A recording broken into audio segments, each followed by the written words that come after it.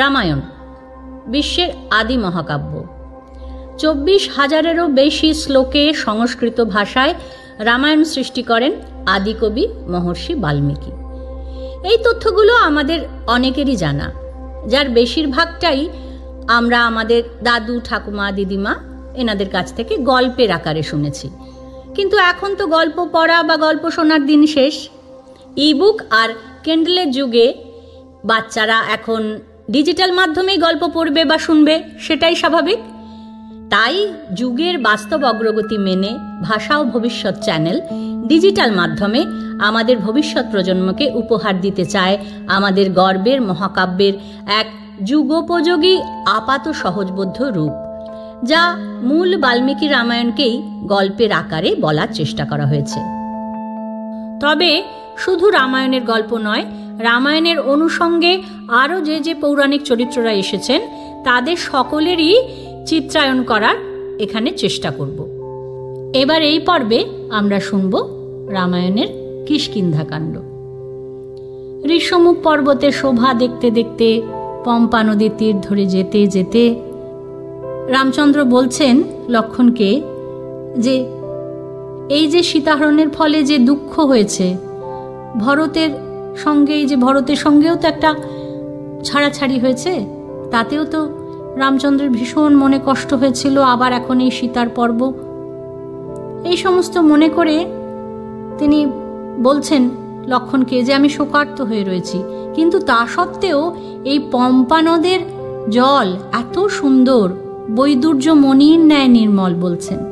এত সুন্দর এই পম্পা নদীর চারিধার, পম্পা নদীর জল, তার পাশে এই যে বন, সমস্ত বনরাজি, এত সুন্দর শোভা যে আমি মোহিত হয়ে যাচ্ছি, যে এত শোকগ্রস্ত আমার মন, কিন্তু তা সত্ত্বেও এই প্রকৃতির শোভা দেখে আমার মন মোহিত হয়ে যাচ্ছে।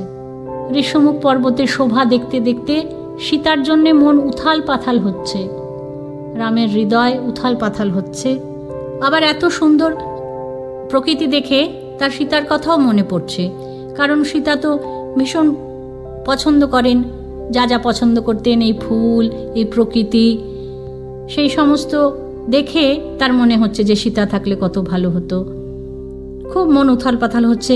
তখন লক্ষ্মণ আবার তাকে সাহস যোগাচ্ছেন, সাহস দিচ্ছেন, বলছেন আপনি অমন করবেন না, পুরুষ শ্রেষ্ঠ আপনি, শোক করবেন না, শোকার্ত লোকের বুদ্ধি ক্ষীণ হয়।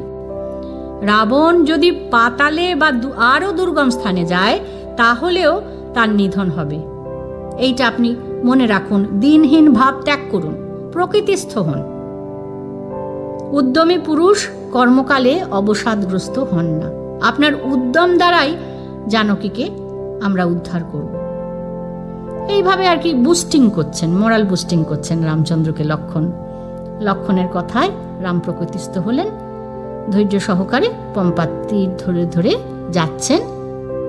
সেই সময় বানররাজ সুগ্রীব ঋষ্যমুখ পর্বতে বেড়াচ্ছেন, উনি তো ওখানেই থাকেন। তিনি আবার রাম লক্ষ্মণকে দেখতে পেয়ে ভয় পেয়ে গেছেন। ভয় পেয়ে তার সহচর্য সমস্ত বানর তাদেরকে নিয়ে নিরাপদ জায়গায় চলে গেলেন। অস্ত্রধারী রামচন্দ্র, লক্ষ্মণ দুজনেই অস্ত্রধারী। এইবার তো সুগ্রীব দেখে ভীষণ অস্থির হয়ে উঠেছে, চারিদিকে তাকাচ্ছে আর মন্ত্রীদের বলছে যে দেখো, এরা নিশ্চয়ই বালির চর, ছদ্মবেশে চিরধারী হয়ে এই দুর্গম বনে এসেছে। আসলে ওরও তো খুব ভয় রয়েছে না, বালিকে ভয়, ও তো লুকিয়ে বেড়াচ্ছে সুগ্রীব। এইবারে তাহলে যে নতুন চরিত্রটি আমাদের সামনে এলো তিনি হলেন সুগ্রীব। এই সুগ্রীবের পরিচয় আমরা জানব। তিনি ছিলেন বানররাজ, বালি তার ছোট ভাই। সুগ্রীব কিষ্কিন্ধার রাজা, অঙ্গদের কাকা, রুমার স্বামী, অর্থাৎ সুগ্রীবের স্ত্রীর নাম ছিল রুমা। রক্ষ রাজা একাধারে বালি আর সুগ্রীবের মা এবং বাবা। অর্থাৎ এই রক্ষ রাজা সুগ্রীবের মাও ছিলেন, বাবাও ছিলেন। সূর্যের তেজ নারী রূপা রক্ষ রাজার ঘাড়ে পড়ে, গ্রীবায়। এই ঘাড় থেকে জন্ম হয়েছিল সুগ্রীবের, তাই জন্য তার নাম ছিল সুগ্রীব।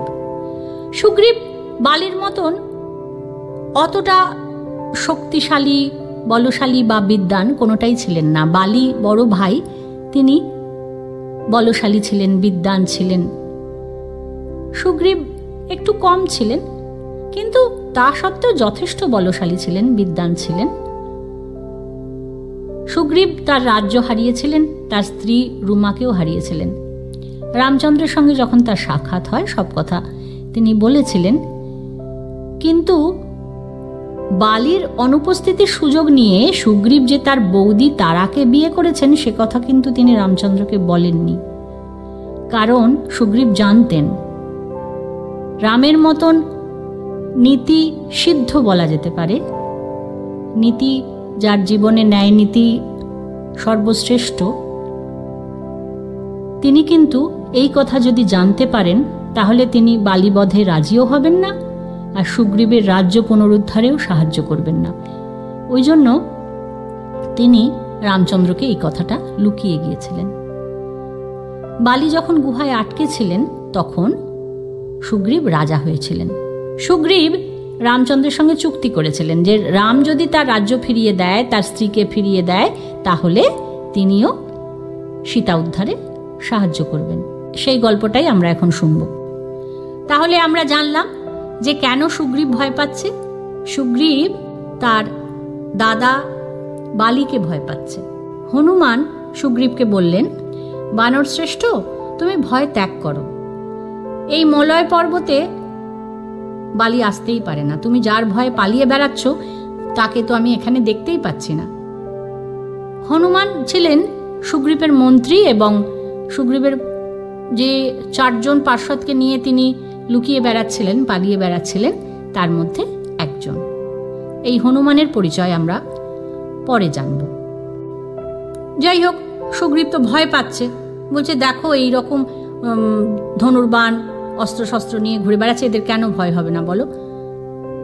এ তো হতেই পারে যে বালি আমার জন্য পাঠিয়েছে ওদের।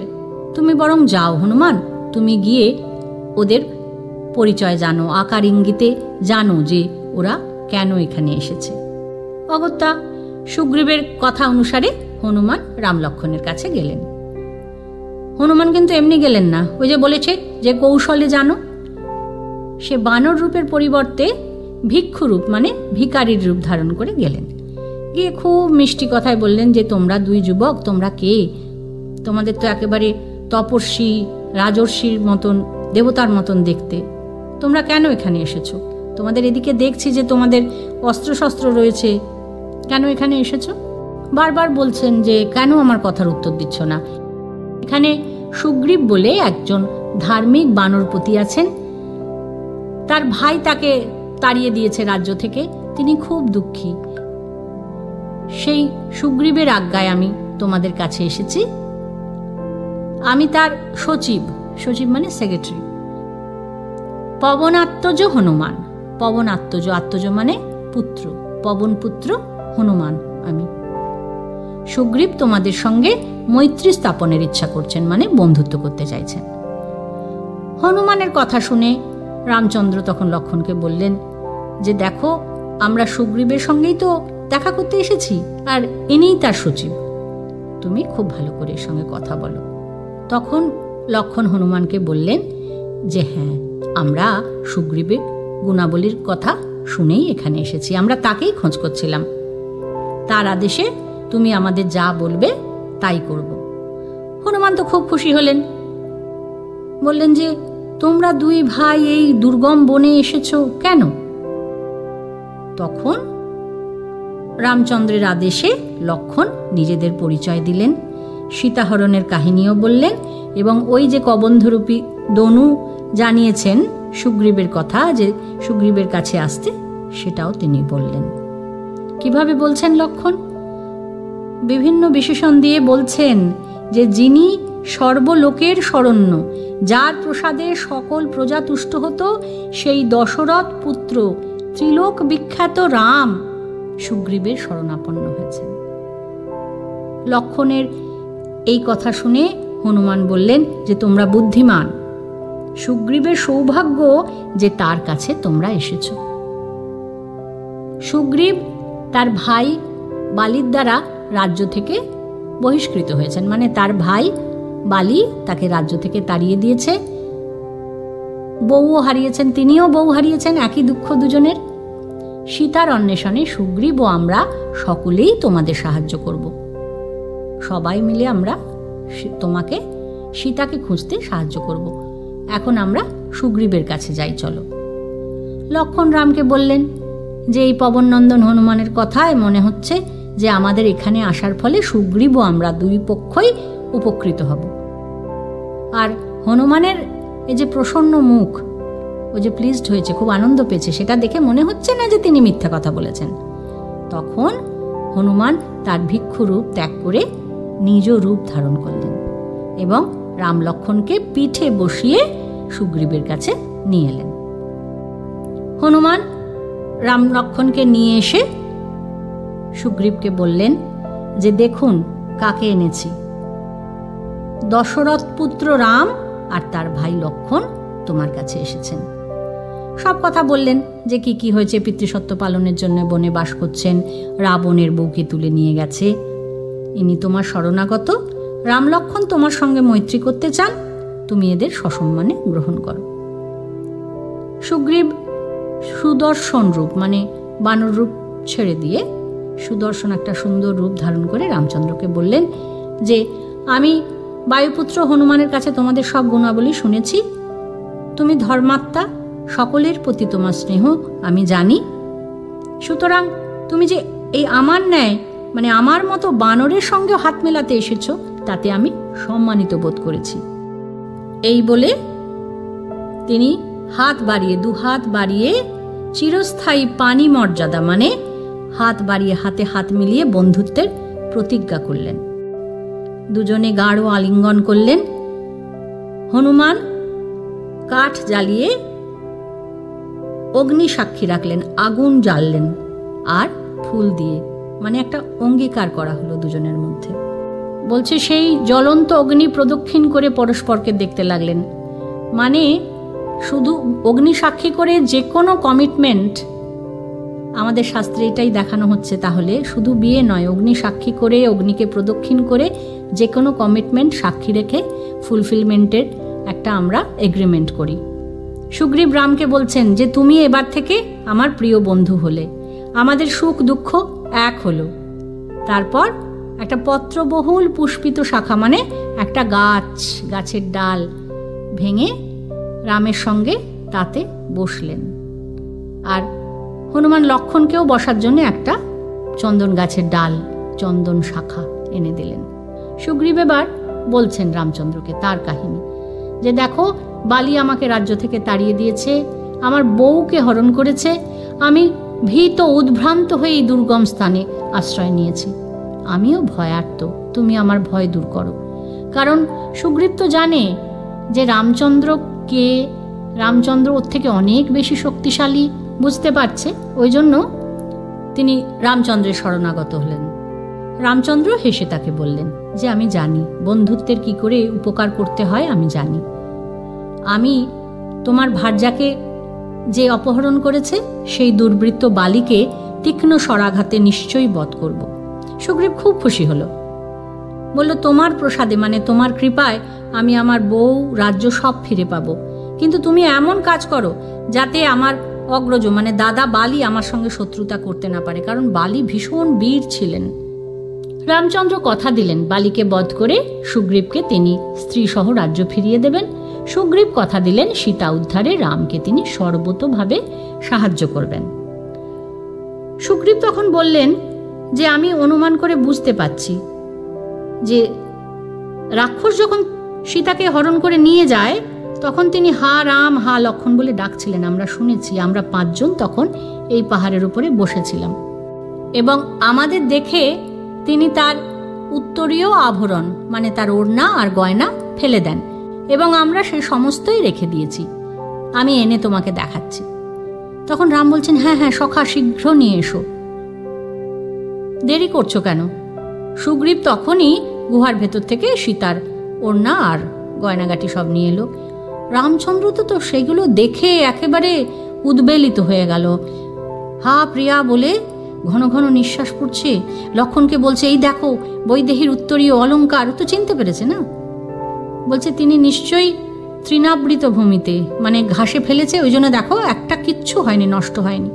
তখন লক্ষণ বলছে যে আমি সীতার, মানে রামচন্দ্র তো কাঁদছে, রামচন্দ্র তো সীতার ওই সব দেখে আর নিজেকে সামলাতে পারছেন না, কাঁদছে, কান্নায় ভেঙে পড়েছেন।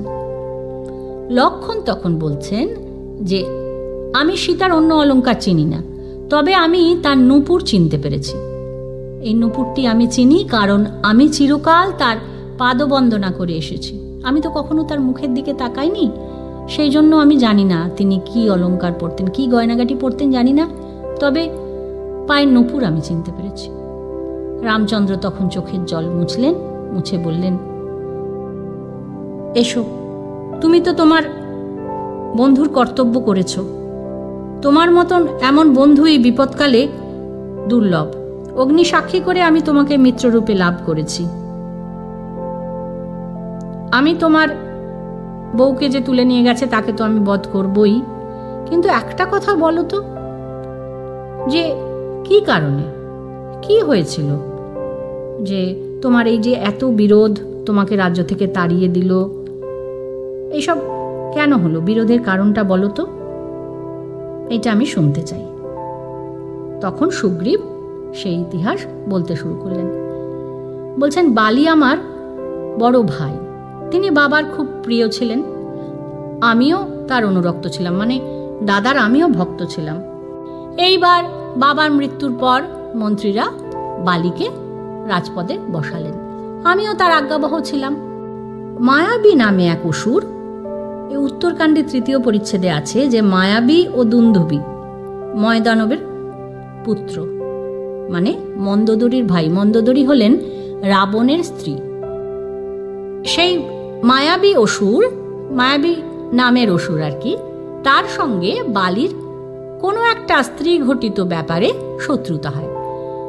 একদিন রাত্রিবেলা যখন সবাই ঘুমিয়ে আছে, মায়াবী কিষ্কিন্ধার দ্বারে এসে, মানে দরজা কিষ্কিন্ধা রাজ্যের বাইরে এসে বালিকে যুদ্ধে আহ্বান করলেন। মায়াবীর গর্জনে বালির ঘুম ভেঙে গেল, তিনি সঙ্গে সঙ্গে যুদ্ধ করার জন্য বেরিয়ে গেলেন। আমি, বালির বউ যারা ছিলেন তারা সবাই তাকে বারণ করছি, কিন্তু তিনি শুনলেন না। আমিও, ভাই যেহেতু গেছে, সঙ্গে সঙ্গে ভাইয়ের পেছন পেছন তাকে অনুসরণ করলাম।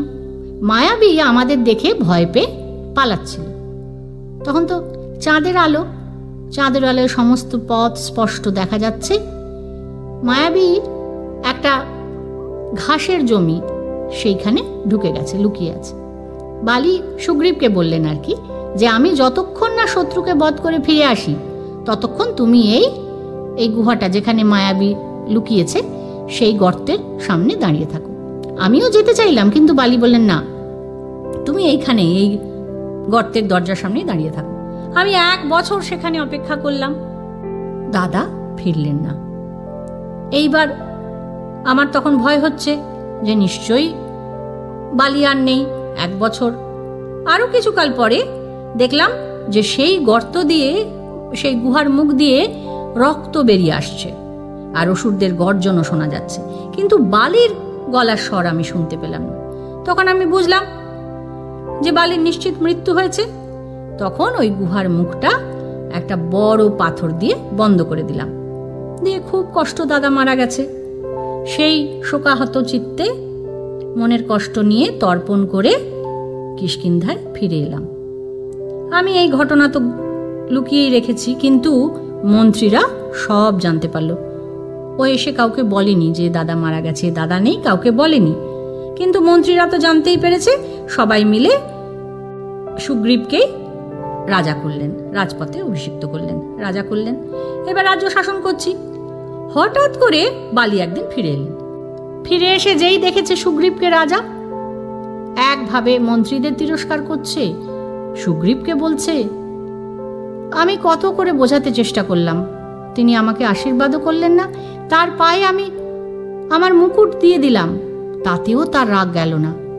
তখন বালিকে প্রসন্ন করার জন্যে আমি বলছি যে, আচ্ছা দাদা, তুমি শত্রু বধ করে নিরাপদে ফিরে এসেছো, এইবার এসো, তুমি তোমার রাজ্য তুমি গ্রহণ করো।